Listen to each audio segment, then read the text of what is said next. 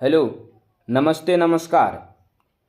Smart study YouTube channel पर आप सभी लर्नर्स का वेलकम है। भूगोल के 50 अति महत्वपूर्ण प्रश्न जो बार बार एग्जाम में पूछे जाने वाले प्रश्न है, इसी के श्रृंखला को लेकर के हम उपस्थित हुए हैं। यह सभी प्रश्न किसी न किसी एग्जाम में पूछे जाने वाले प्रश्न है और ये सभी प्रश्न किसी न किसी एग्जाम में पूछे गए हैं।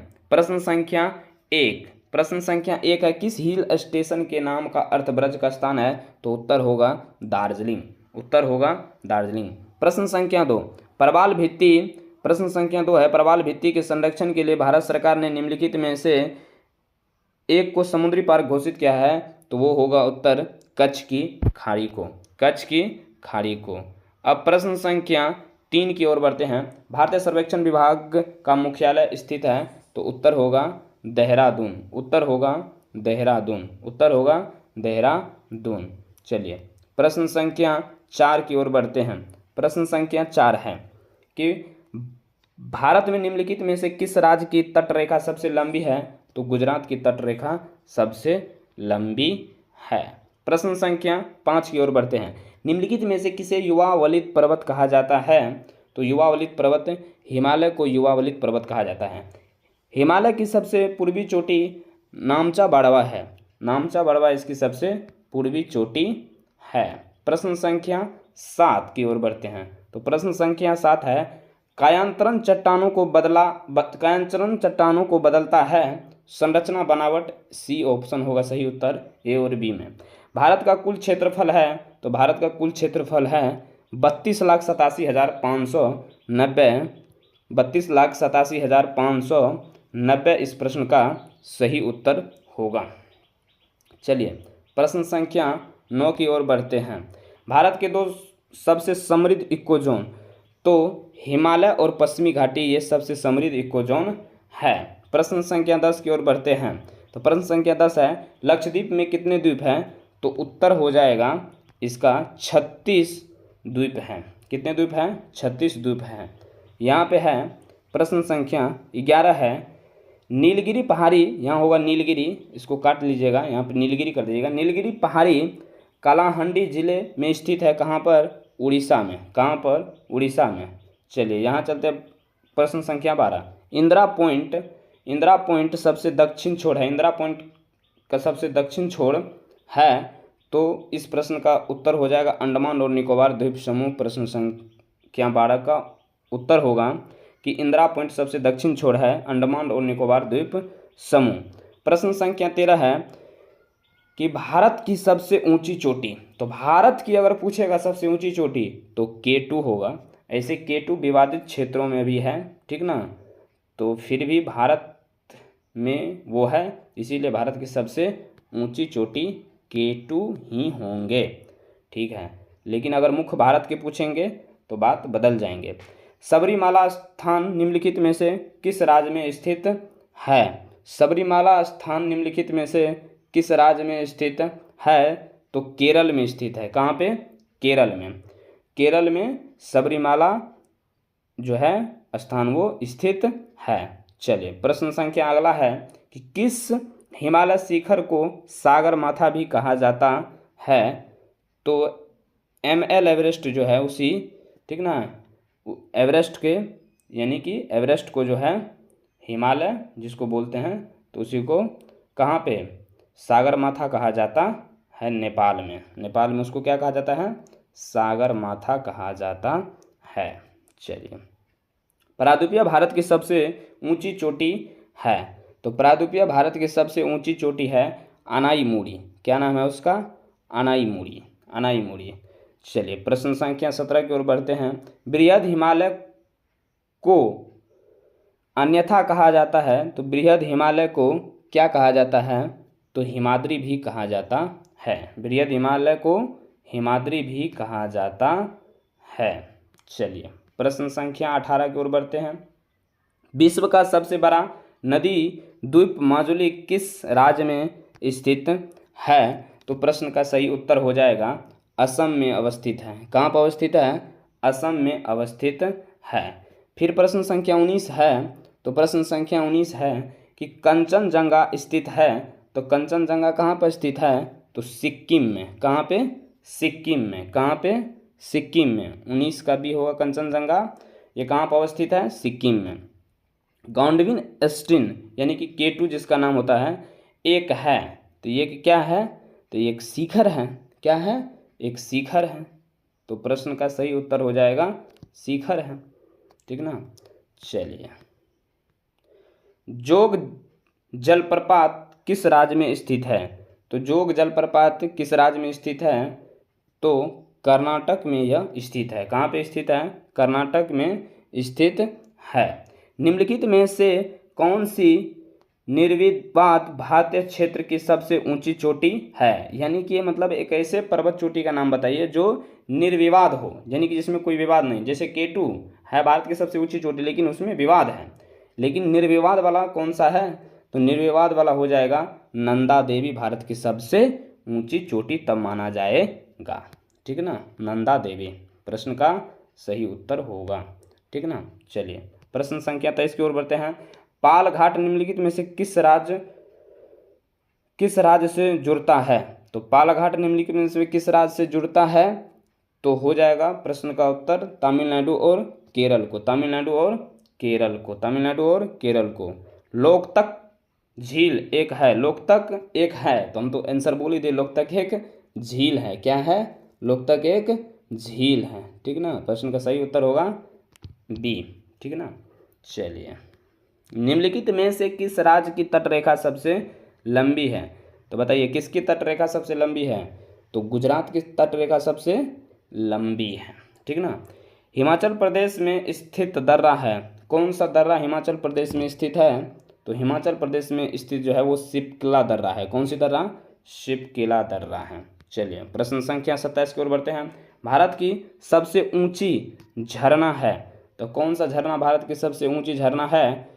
तो कुचिकल फॉल्स। कौन सा? कुचिकल फॉल्स भारत की सबसे ऊंची झरना है। चलिए, प्रश्न संख्या 28 की ओर बढ़ते हैं। प्रश्न संख्या 28 कहता है, हिमालय के स्थान पर जो समुद्र था वह था, क्या था? तो तेथिस सागर था। क्या था वहाँ पे? पहले तेथिस सागर था। वहीं पे प्लेट टेक्टोनिक होने के बाद ये हिमालय की निर्माण हुए हैं। चलिए, प्रश्न संख्या 29 की ओर बढ़ते हैं। कुल्लू घाटी किसके बीच स्थित है? तो कुल्लू घाटी किसके बीच है? लद्दाख और पीर पंजाल के बीच कुल्लू घाटी स्थित है। चलिए, प्रश्न संख्या 30 की ओर बढ़ते हैं। 30 है, वे पर्वत जो हिमालय श्रृंखला का हिस्सा नहीं है। तो कौन नहीं है? अरावली जो वो हिमालय की श्रृंखला नहीं है। कौन सा नहीं है? अरावली। ये सबसे पुरानी वलित पर्वत है। सबसे पुरानी वलित पर्वत का उदाहरण है। ठीक ना। भारत की तटरेखा की लंबाई लगभग है। तटरेखा की लंबाई लगभग है, तो कितना है तटरेखा की लंबाई? लगभग 7500 किलोमीटर। तटरेखा के बारे में पूछ रहा है, समझे? किसका पूछ रहा है? तटरेखा की लंबाई 7500 किलोमीटर होंगे सही उत्तर। ठीक ना। निम्नलिखित में से कौन विश्व की दूसरी सबसे ऊंची चोटी है? तो विश्व की दूसरी सबसे ऊंची चोटी तब तो K2 होगा। ठीक ना, भले विवादित हो लेकिन K2 प्रश्न का सही उत्तर होगा। 33 में चलते हैं। वेटलैंड स्थलाकृति की विशेषता है। तो क्या विशेषता है? ये चंबल की घाटी होती हैं। क्या होते हैं? ये चंबल की घाटी में वेटलैंड स्थलाकृति होते हैं। चंबल की घाटी में भारतीय रेगिस्तान को कहा जाता है। क्या कहा जाता है? तो भारतीय रेगिस्तान को क्या कहा जाता है? तो थार कहा जाता है। क्या कहा जाता है? तो थार कहा जाता है। चलिए, प्रश्न संख्या अगला की ओर बढ़ते हैं। 35 में है कि भारत के किस राज्य की तटरेखा सबसे बड़ी है? सबसे बड़ी है, इस ऑप्शन में बताना पड़ेगा आपको। सबसे बड़ी किसकी है? भारत के किस राज्य की तटरेखा सबसे बड़ी है? तो बताइए, इसमें बताइए किसका होगा? तो आंध्र प्रदेश की तटरेखा सबसे बड़ी है ऑप्शन के हिसाब से।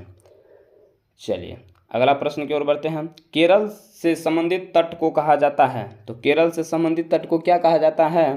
तो मालाबार तट कहा जाता है। क्या कहा जाता है? मालाबार तट कहा जाता है। भारत की तटरेखा की लंबाई है तो 7500, अभी तुरंत बताए हैं। तटरेखा की लंबाई जो है कितनी है? 7500 किलोमीटर है। उसके बाद चलते हैं, अगला प्रश्न है। तो अगला प्रश्न है भाई कि कि बाल्टोरा ग्लेशियर स्थित है।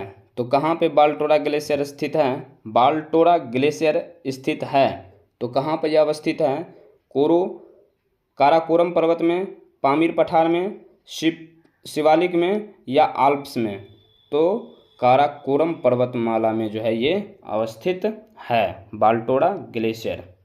समझ में आ गया? चलिए प्रश्न संख्या 39 की ओर बढ़ते हैं। निम्नलिखित में से कौन सा शहर या कस्बा सबसे उत्तरी अक्षांश पर स्थित है? निम्नलिखित में से कौन सा शहर या कस्बा सबसे उत्तरी अक्षांश पर स्थित है? तो प्रश्न का सही उत्तर होगा उत्तरी अक्षांश पर स्थित है तो पटना है। ये सब दक्षिणी पे है, ठीक ना। चलिए उसके बाद 40, अंडमान समूह और निकोबार द्वीप समूह एक दूसरे से अलग होता है। तो अंडमान और निकोबार द्वीप समूह एक दूसरे से अलग होता है तो 10 डिग्री चैनल से। कितने डिग्री चैनल से? 10 डिग्री चैनल से, ठीक है। चलिए अब है भारत का दक्षिणी सिरा है। तो भारत का दक्षिणी सिरा क्या है? तो निकोबार। दक्षिण में पूछ रहा है। निकोबार द्वीप समूह में इंदिरा पॉइंट, निकोबार द्वीप समूह में इंदिरा पॉइंट इसकी सबसे दक्षिणी सिरा है। नल्ला मल्ला की पहाड़ी कहाँ पर अवस्थित है? तो नल्ला मल्ला पहाड़ियाँ किस राज्य में अवस्थित है?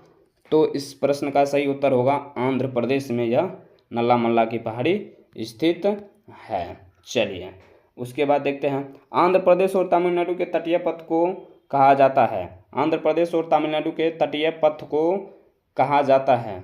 तो बताइए क्या कहा जाता है? कोरोमंडल तट। क्या कहा जाता है? कोरोमंडल तट। समझे? उसके बाद चलिए 44 में देखते हैं सबसे ऊंचा भारतीय झरना। तो सबसे ऊंचा भारतीय झरना गेसोपा ये होता है। प्रश्न का सही उत्तर गेसोपा। गोए का सौ का पप्पो संजो आ का गोसप्पा, ठीक ना। गोसप्पा इस प्रश्न का सही उत्तर होगा। भारत का सबसे ऊंचा भारतीय झरना यही है।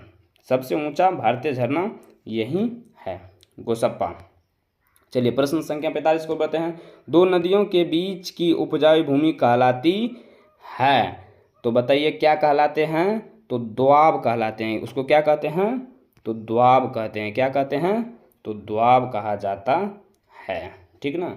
चलिए प्रश्न संख्या, अब हम आगे की ओर बढ़ते हैं और प्रश्न संख्या आगे है क्या? तो प्रश्न संख्या है कि नाथुला, ठीक। नाथुला वह स्थान है जहाँ 44 वर्षों के बाद भारत चीन सीमा व्यापार फिर से शुरू हुआ है। वह भारतीय सीमा पर स्थित है।